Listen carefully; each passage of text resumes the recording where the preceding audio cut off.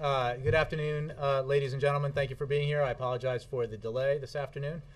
I have with me the President's Chairman, the Chairman of the President's Council of Economic Advisors, Alan Kruger, recently confirmed by the Senate.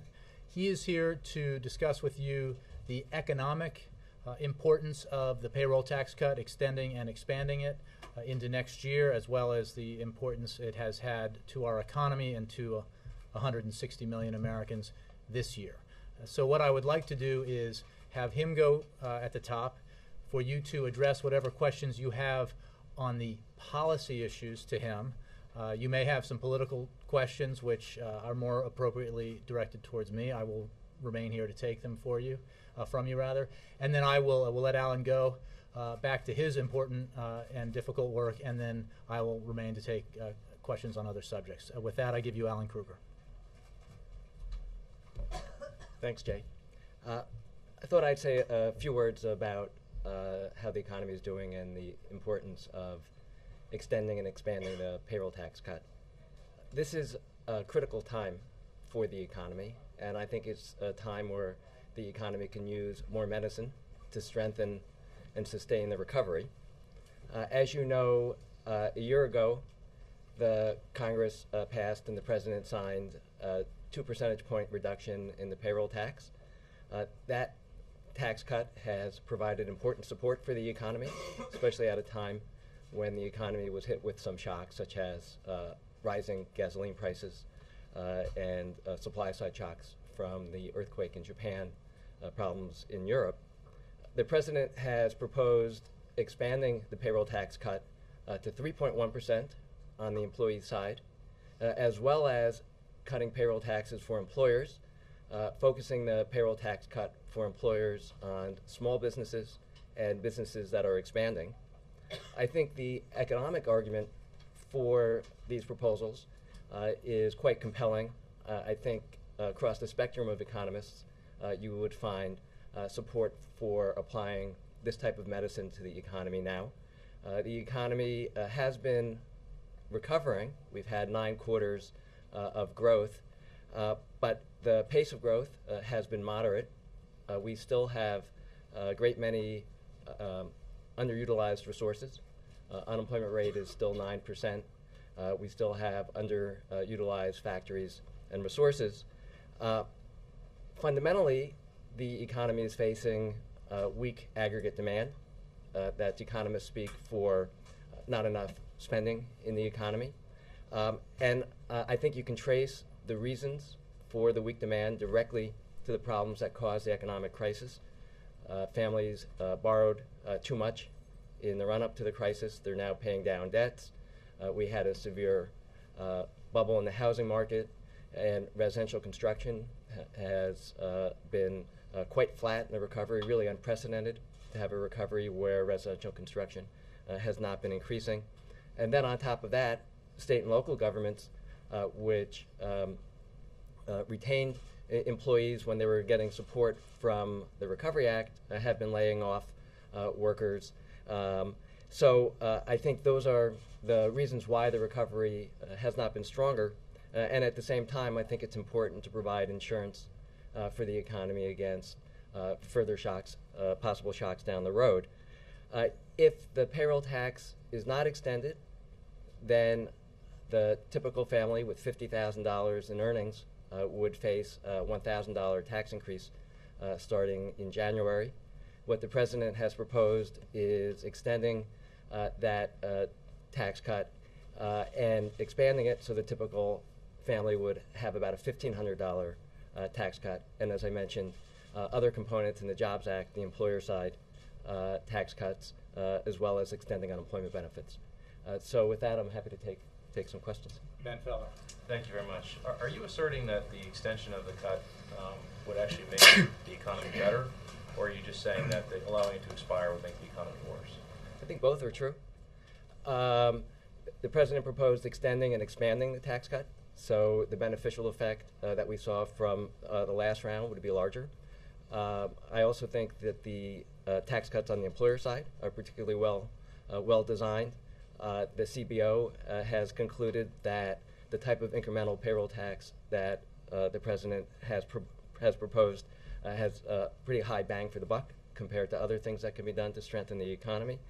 And if the tax cut expires, as I said, that'll be a $1,000 increase in taxes for the typical family, which would be a drag on economic growth going forward. And you can see economists from across the spectrum who have noted that this could pose a severe drag for growth going forward if it's allowed to expire. But if it's extended at the same level, which is something that the Hill is talking about, 2%, that wouldn't actually do anything to increase demand, increase spending. What I mean, people are already getting that cut.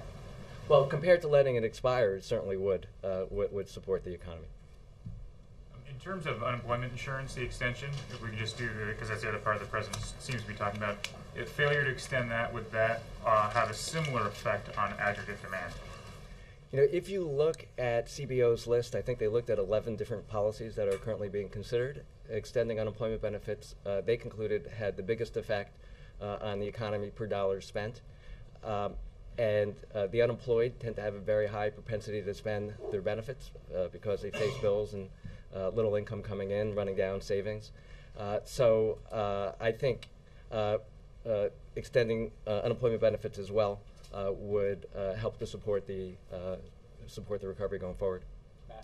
Senate Majority Leader Reid has warned that the failure to extend the payroll tax cuts could push the U.S. economy into a recession. Some independent economists say the same. Do you agree or disagree with that? I think what's clear is that extending the payroll tax cut will strengthen the recovery. Without it, it will be a drag on economic growth. The forecasts, if you look at private sector forecasts, are for fairly moderate growth, perhaps not strong enough to bring down unemployment without the extension of the payroll tax cut, which is why the president proposed extending it and expanding it. Enough to cause a recession or not? What I can say from looking at the evidence is that this is the medicine that we can use in the near term to help strengthen the recovery and to help to provide insurance against shocks that might be coming. And you mentioned the problems in Europe, obviously the Eurozone debt problems. How much of a drag on the U.S. economy and on GDP growth do you expect for the rest of this year as well as for next year? A number of economists have pointed out that the problems in the Eurozone are a potential threat to the U.S. economy and economies worldwide through both financial channels and through our exports. About 20% of our exports go to Europe. I think if one looks at the potential problems for economic growth coming from Europe, it even strengthens the argument for strengthening our own demand here at home. The payroll tax cut is, I think, an extremely sensible way of doing that. So looking around at the developments in the world, I think, help to strengthen the argument for the president's proposal. James, given that the payroll tax goes to the Social Security Trust Fund, are you not concerned at all, A, that this will have an effect possibly on solvency of the Social Security Trust Fund, and also B, why do this every year? What you're calling for, what the president's calling for, the tax increase will just be delayed until January 2013. Why not just do a whole structural change so that we don't have to have this same conversation every year? Well, on your first question, I don't think this jeopardizes the Social Security Trust Fund or the solvency of Social Security. The trust fund is made whole by general revenues. The Social Security chief actuary has stated that this does not affect the solvency of Social Security. Moreover, the president proposed a way to pay for the extension and expansion of the payroll tax cut as well as the other components of the American Jobs Act. So over the 10-year period, the budget would be held neutral with respect to these cuts. On the second question, looking at the pace of the recovery, looking at the threats that we face today, I think it's critical that we extend the payroll tax cut and expand it. Down the road, we expect that the economy will be stronger and that the natural process of recovery takes over. January 2013, you expect? Let me just say that the recovery has been more sluggish than one might expect coming out of a recession because of the nature of the problems that created the crisis, because consumers built up so much debt that they're working their way down because of problems in the housing market. We're seeing the economy heal. It's just not healing fast enough. So these measures would help to sustain the recovery, and down the road, such measures wouldn't be necessary. Can I just do a quick follow-up? I'm sorry. It seems the language that many in the White House and the administration are using about whether or not the payroll tax cut extension would be paid for is shifting a little bit in terms of how important it is that the pay for is actually passed in combination with the extension. Would the president sign legislation that extended the payroll tax cut if it weren't paid for? The president proposed a way to do this and a way to pay for it. The Senate Democrats came up with an alternative way to pay for it, which the president has said that he could support. I think both of those approaches are sensible approaches, and I think what we need to do is look for a way to extend the tax cut, which makes economic sense. All right. Curious, the Joint Tax Committee has said that about a third of small businesses would be taxed additionally if you have to pay for the tax, as the so-called millionaires tax. Wouldn't that be hurtful to the economy, that pay for, in terms of it hurt small businesses in that way by taxing them additionally to pay for this? The tax on incomes above $1 million a year, I think, would hit very few small businesses. The vast majority, one figure I saw was 99% of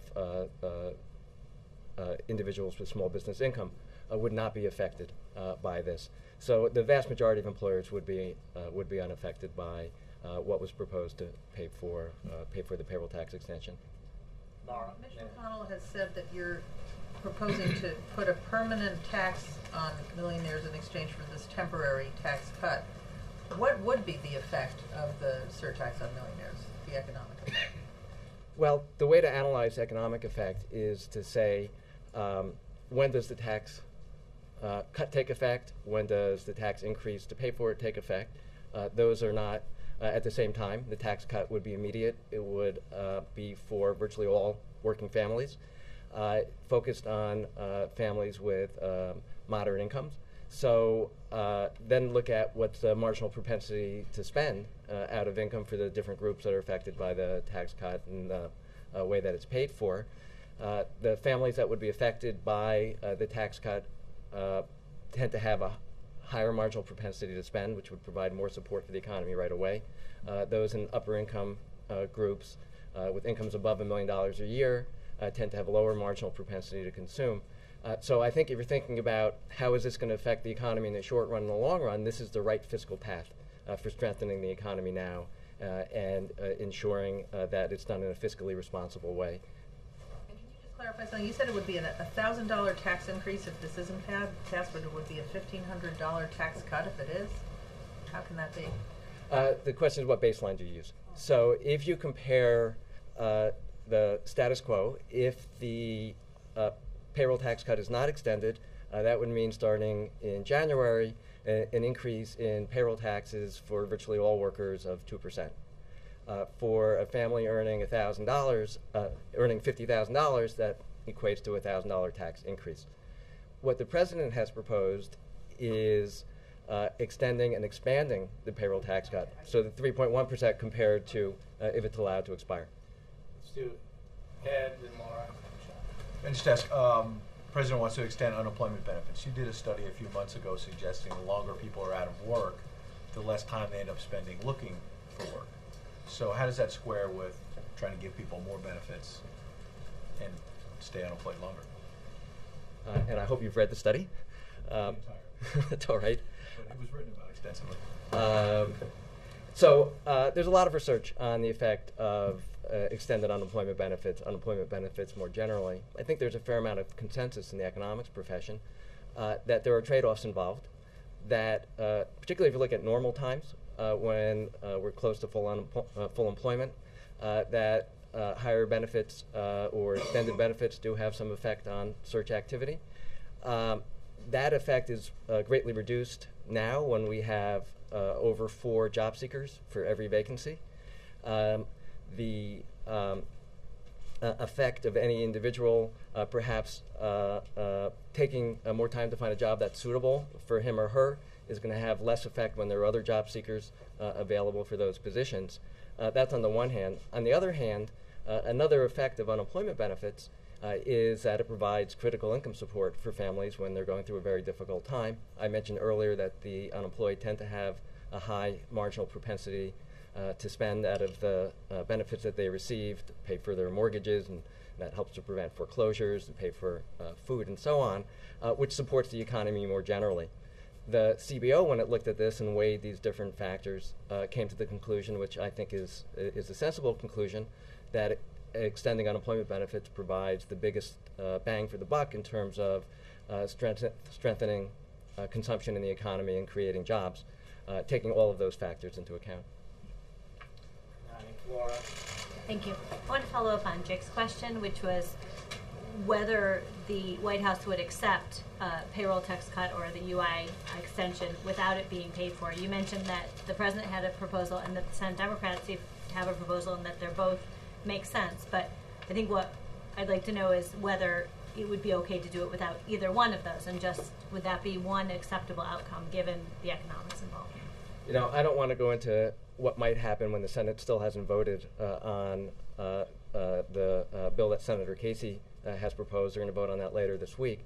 I can tell you that from my perspective, and I believe from the administration's perspective, doing this in a way that makes economic sense is the way to proceed. And I'm sure that the president would consider whether it's a sensible economic strategy going forward. But I think it's first important that the Senate consider and the legislation that's before it, which does pay for this with the way that the Senate Democrats have proposed. And some would say that it makes economic sense to, in a recession, to have some upfront spending, even if it does increase the deficit long term. Would you agree with that? You know, I would need to look at what the proposals are and wait until that point. But hopefully Jay can have me back. Yeah, I'll definitely have you back. Frankly, that was what, so you don't have, Well, in a perfect world, you don't, I mean, does it make sense in this economy to actually find a pay for this? You know, I don't want to go into specifics about what kind of finding a pay for. Some pay forwards make sense, some don't. All I can tell you is I think at this point the right fiscal path for the country is to try to support the economy in the short run, and to do it in a fiscally responsible way, which is over a period, say a 10-year window, which is common, to have it be paid for. That's what the president has proposed. Okay, let's just do You're open to not paying for it. Yeah, let me just take it. I think I've gotten this. Alan's now gotten it 3 times. We're not going to speculate about what might happen if Senate Republicans do not hear the call of the vast majority of the American people to vote in favor of extending and expanding the payroll tax cut and paying for it in a way that is entirely economically responsible and broadly supported by the American people, Americans of all political persuasions. So that vote hasn't happened yet. We certainly hope that enough senators vote for it that it will then move to the House, pass there, and be signed into law by the president. It would certainly be nice if a simple majority of senators were allowed to vote on this, pass it, and send it to the president, send it to the House and the president's desk. We certainly know that a vast majority of the American people support it. So we're not going to speculate about end games if certain things do or don't happen in the Senate. I got a couple more for Alan because I have a hard out for me. Knew there was a reason you wanted me. Yeah. Can I ask you about the national debt? It topped $15 trillion a couple of weeks ago, and it's now bearing down on 100% of GDP. Does that worry you? I think it's very important that we get on a sustainable fiscal path. I think it's also important we measure the debt in the right way, looking at net debt held by the public. But hold that aside. The president's proposed in September gave a proposal to the Super Committee or Joint Committee of Congress to help put us on a fiscally sustainable path. And I think that as we strengthen the economy in the short run, we need to do two things at once. We need to strengthen the economy in the short run, and we need to return to a fiscally sustainable path. If Congress just extends it at the 2%, will that lower the unemployment rate next year? I think if you look at independent estimates from across the spectrum, they would predict that extending the payroll tax cut or expanding it would lead to stronger economic growth and more employment than would otherwise be the case. But just the extension, just at 2%, that would lower the unemployment rate. I think that would create more jobs compared to the situation if it's not extended. What would that do to the actual rate? I'm sorry. If you compare it to what the unemployment rate would be if it were not extended, I think because we would have more job growth by extending it, all else equal, it would lead to lower unemployment rate. But the important thing is to compare it to, how does it affect economic growth, how does it affect job growth compared to extending it versus not extending it. Let me do one more, Julia. Yeah, to follow on that then, would the White House consider, regardless of the pay for, simply extending the payroll tax cut without an expansion? I haven't heard that. I'm going to rewind what Jay said. Yeah. The Senate is considering a bill later this week which has a way to pay for it. The President proposed a way to pay for it. And we're open to economically sensible ways of trying to strengthen the economy and do it in a fiscally responsible way. Thank you, Alan. Thank you. Appreciate it. Thank you all. I will now let Alan get back to his economic work, and we'll take your questions on other issues. I regrettably have to leave here in about 15 minutes. Before I take questions, I just wanted to note, as I'm sure all of you saw, that the Vice President landed in Baghdad earlier today on a visit, I think his 8th as Vice President, and an even higher number since he was a senator, or in the last 8 or 10 years. I just want to note that President Obama, when he was running for this office, made clear that if elected, he would end the war in Iraq responsibly. What we're seeing happen in these final 6 weeks of the year is the fulfillment of that promise, where we are withdrawing the remaining U.S. forces from Iraq, and we are ending that war responsibly and giving the Iraqi people the chance for a better future that they deserve, and also maintaining an important strategic relationship with Iraq. I would note that, having, as you know, worked for the Vice President during his first 2 years here, that it was a measure of the President's seriousness about Iraq and seriousness about fulfilling his commitment that he asked the Vice President to take on day-to-day management of this policy, which is why he has traveled, as you know, so often to Iraq over the last nearly 3 years. And with that, I will take your questions. Jake. I've heard from a lot of Democrats in the last few weeks who are concerned about President Obama possibly granting an exemption to Catholic churches, hospitals, and universities from the requirement that all insurance plans cover contraception.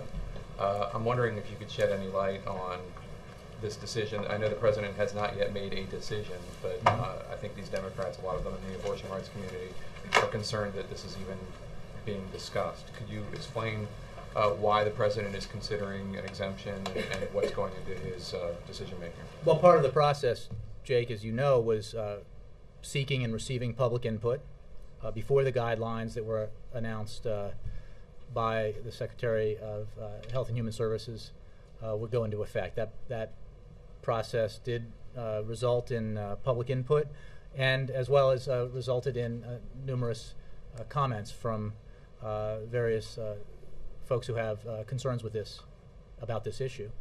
The President has, this decision has not yet been made, but you can be sure that we want to strike the right balance between expanding coverage of preventive services and respecting religious beliefs, and that's the balance that will be sought as this decision is made.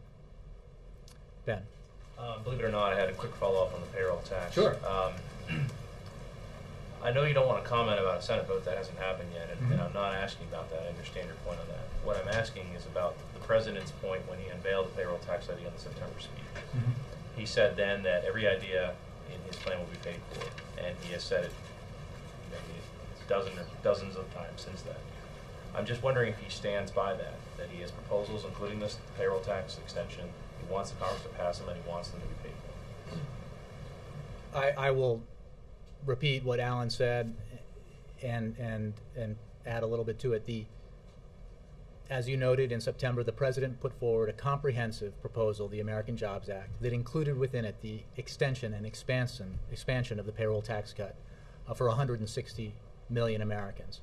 A tax cut that goes right to hardworking middle-class Americans, a tax cut that has given this year an average of $1,000 extra in the average family's wallet, and would, if expanded next year, result in a $1,500 tax cut.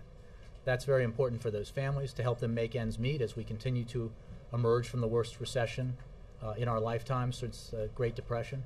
And it's important for the economy because, as Alan noted earlier, the payroll tax cut is widely viewed by economists, independent economists and forecasters, to have a very positive impact on economic growth and job creation.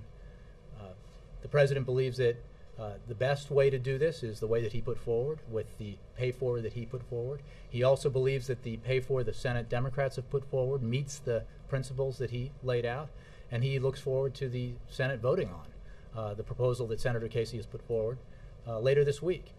It's the responsible thing to do, and as I think I noted the other day, if only Senate Republicans who say they will vote against this express as much passion about the need to cut taxes for the middle class as they express to protect tax cuts and protect the incomes of millionaires and billionaires, we might be able to get this done without much hullabaloo.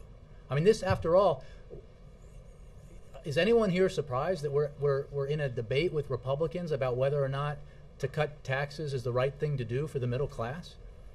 I thought there were 4 tax cuts. The President has put forward this tax cut and expanding it for the middle class for 160 million working Americans. And we'll have a vote on that later this week, and what you all are telling me is that Republicans are going to vote against it. They have to explain that.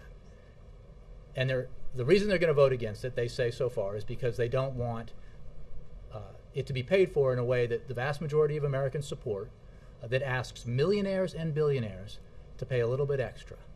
Millionaires and billionaires who, as you know, based on the CBO study and many others, have done exceptionally well, have seen their slice of the American pie grow as the middle class has been squeezed.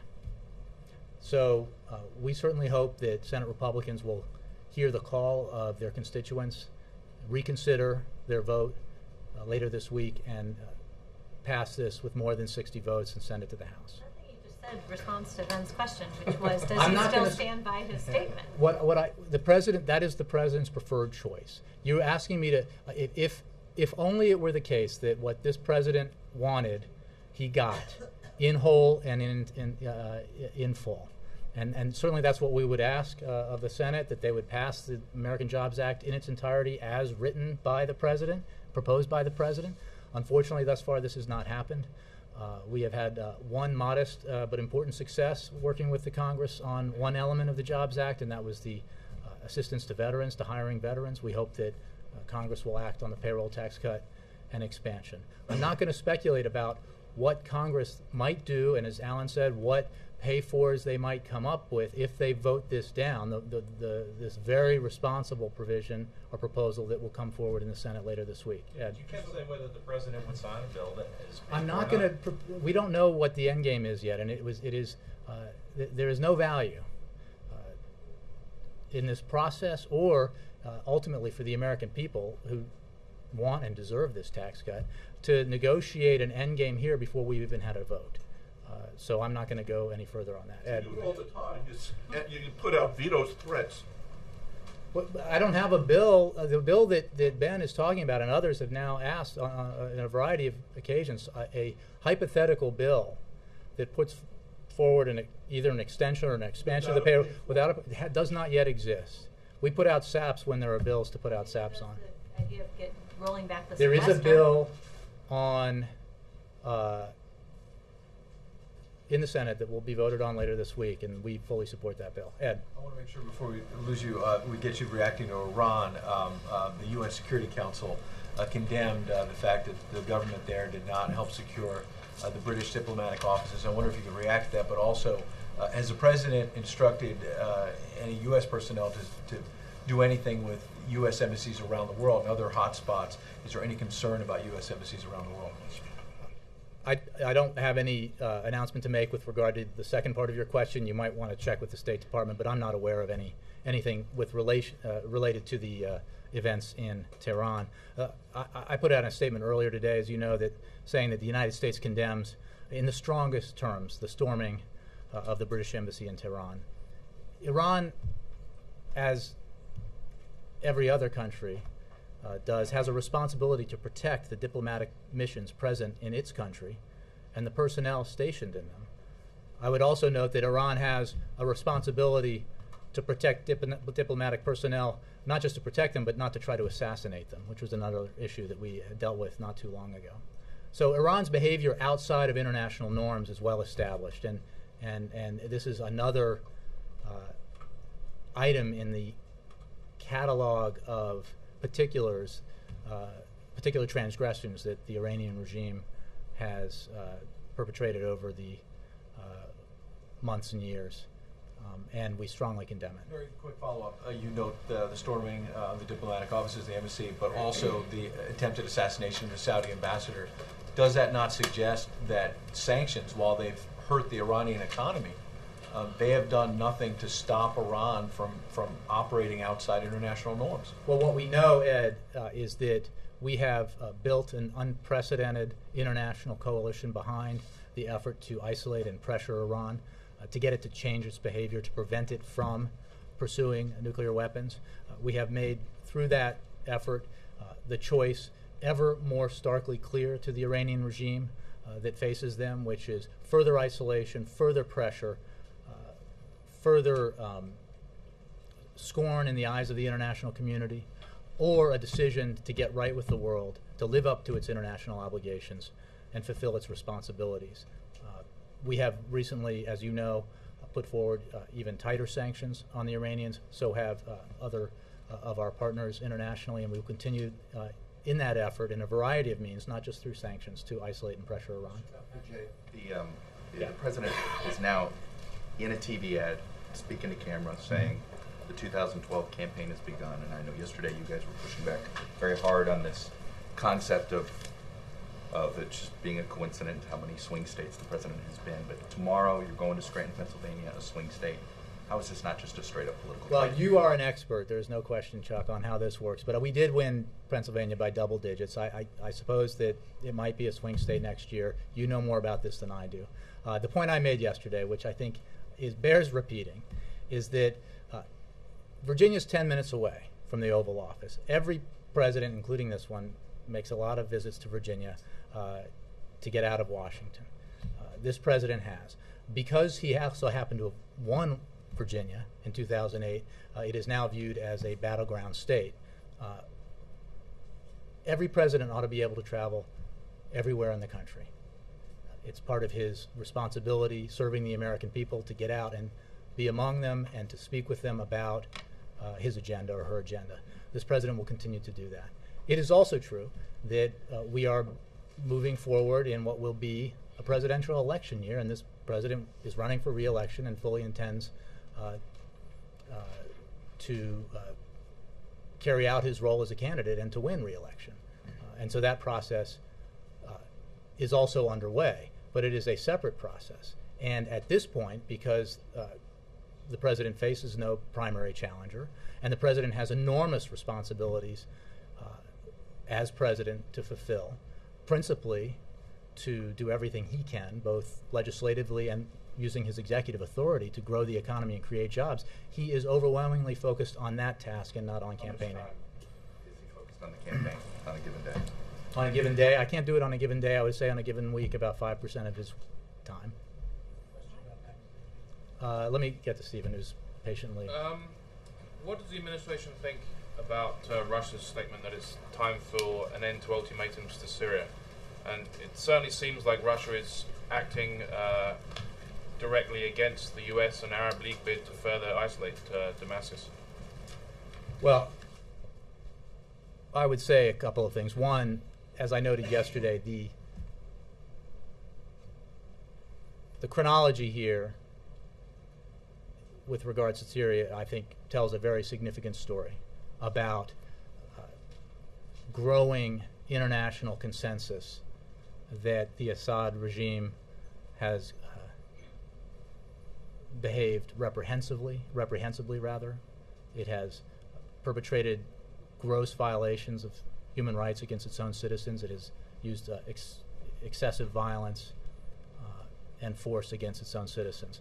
There is broad international consensus around that idea, and that is why you see so much pressure being brought to bear, not just by the United States, not just by Western nations, but also by nations in the region. So I think that's an important point. We have an important and relationship with Russia that encompasses a lot of issues. We don't agree with Russia on every issue, but we certainly have agreed on many and have made significant progress as a result of the agreement that we do have. Is there any concern that in recent weeks Russia's become, perhaps since the transfer of power was kind of mooted, it seems to become a little bit more hawkish on the international stage? Well, I would simply stand back and take note of the fact, with regard to Iran, subject we were just discussing, that in the bilateral meetings the president had with President Medvedev, there was no debate about Iran's behavior. There was no disagreement, rather, about Iran's behavior. And you noticed that in the wake of that, when there was a vote at the IAEA Board of Governors, that there was a great sweeping consensus in support of that vote. I think that, again, we have an important relationship with Russia. We have a number of issues that we agree on, and obviously we don't agree on everything. John Christopher, the last one. Yeah. Yes. Does the decision from Pakistan to skip the Afghan conference in Bonn, Germany on December 5th trigger any concerns from this White House that Pakistan is withdrawing from all international efforts to stabilize the region of Afghanistan before and after the troop withdrawal on 2014? Well, I appreciate the question. We certainly urge Pakistan to participate in this conference. It's very important for the future of Afghanistan. Pakistan obviously will play an important role in the future of Afghanistan, and we urge them to participate in the conference. Thank you.